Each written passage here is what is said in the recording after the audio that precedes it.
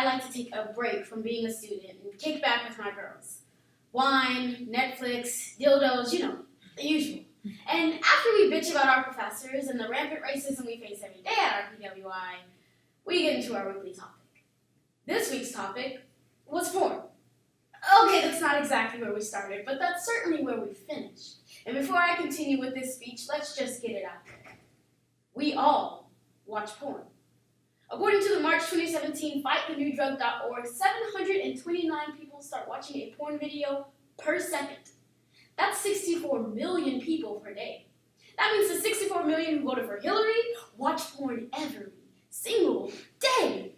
And because I'm part of that 64 million and so are my friends, we began talking. And as we talked, we began to acknowledge some of the blatant racism that we usually dismiss when we're in the mood. Especially as a woman of color, this systemic racism began to bother me. Vice, September 3rd, 2015 explains that from the stereotypical depictions of black stars to the way these stars are paid, the porn industry is plagued in racism. In fact, while 87% of porn actors are willing to take a facial, that's a shot of cum to the face, or what Donald Trump calls the night in Russia, only 53% are willing to do interracial, or what Kylie Jenner calls a Pepsi commercial. This just illustrates that in our most intimate, romantic form of media, racism has permeated, and black bodies aren't even suitable as our guilty pleasure. Now, I don't mean to arouse controversy, but it's important that we explore the causes, effects, and solutions to racism in the porn industry.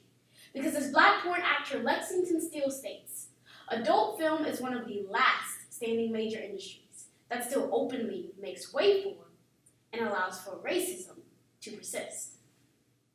Like the number of glasses of wine it takes for me to spill the beans of my entire sex life to my friends, we have two main causes: racist marketing and racial preference.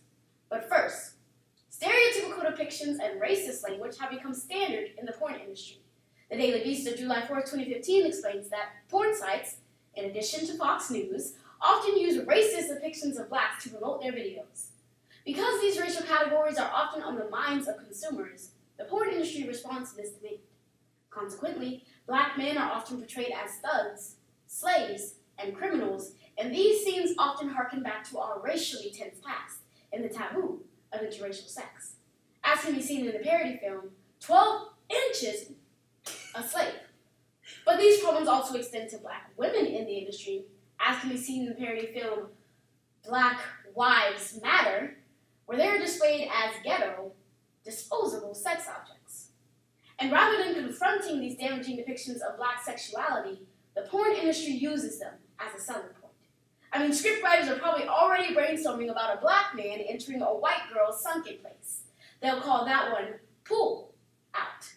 Secondly, the myth that doing scenes with a black actor would ruin a white actor's career fuels racial discrimination in the porn industry.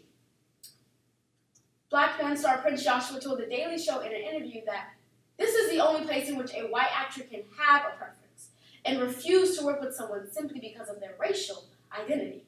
Well, here and in the Trump cabinet, I guess. But he furthers that white actors often fear these scenes because their directors, agents, and producers alike promote the stigma that these scenes would hurt their career. But as the previously cited Daily Beast explains, this myth has long been disproven. Some of the industry's biggest stars, such as Sasha Grey, often star in interracial films, and these scenes have not hurt her career. If anything, they've attributed to her success.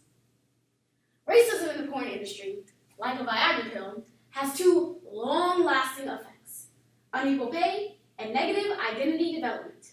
But first, black actors are devalued in the industry and thus paid less than their white counterparts. The Root explains that black women are consistently paid less than white women to do the same exact scenes, and black men miss out on payment when white women refuse to work with them. Moreover, when white actors are willing to do these types of scenes, they often demand 3 times the pay, as if it's a chore. But how does that fly? Imagine walking into your mediocre, pay-your-way-through-college job at Starbucks and saying, "Y'all letting black people in here today? Oh, no, honey, y'all gonna have to pay me time and a half if y'all letting them in here." But what white girls need to understand is, let them in there. Y'all are really missing out. Secondly, racism porn affects our identity development. A study by Stanford University shows that consistent exposure to stereotypes causes those being stereotyped and those viewing these stereotypes to internalize these negative images. Imagine 13-year-old Connor stumbling upon Ghetto Black Bitch Takes the Dick Volume 69. Porn videos like these now become Connor's frame of reference for real-life sexual encounters.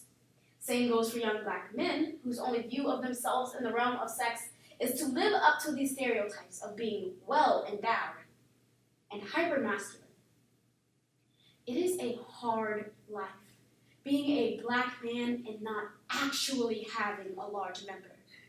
Media shapes our perceptions, especially porn, as a media we absorb in secret. Now, after last Thursday's discussion, I'm not really sure what we'll talk about next. I mean, how can you top that?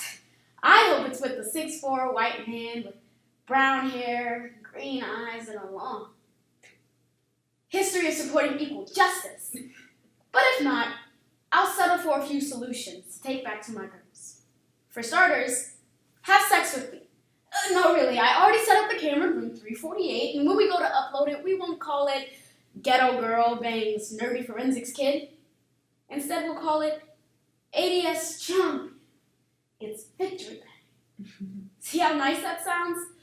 But really, on a legal level, there is a solution. Race is a protected class, and that must apply to the porn industry. Preference has penetrated porn, and while it is okay to choose who you have sex with, that should not dictate racism, exclusion, and unequal pay. And secondly, we need more diversity in porn film directors. A study by 538 shows that films with black directors, black actors on screen increased by 35%. We need more minority directors, and to educate current directors on the value of POCs in porn, like director and star Lisa Ann, most known for her role in the Who's Nailin' Palin porn series. She decides to break the mold and show actors, agents, and producers alike that interracial can be a wonderful thing. She thinks the double standard is false and told Roy Wood Jr. in an interview that if you're a porn star, you should love the dick, and you shouldn't care what color it is. And lastly, as we've established, we all watch porn. So next time we sit down for a session of adult film, click over to some ebony or interracial porn, whose titles do not condone the racial stereotyping of black actors. Make it prominent instead of taboo. As views go up, racism could go down because extreme racist marketing won't be needed anymore. And if you see some racist-ass Empire parody of Cookie giving all her cookie, call it out. Better yet, tell me. I'll get to the bottom of it and get you a real cookie to eat. But really, the comment section is not just for your 62-year-old retired boob connoisseur. When we see user Forensics Coach by day, Big Daddy by night commented, "This is absurdly racist," that's when we'll know we're getting somewhere. Porn has been around since the beginning of time. We just didn't have cameras to record the caveman's inter-village gangbangs. Porn is so prominent yet still so taboo that we aren't willing to talk about it, and thus racism is simply allowed to persist. So today, we lowered the zipper to reveal our causes, undressed our effects, and got down to business on some solutions that will raise the conversation and decrease the stigma. Because as we fight against racism in every facet of our media and everywhere in our day-to-day lives, we need people in every corner. So let go of your blue balls, embrace your boners, and be you.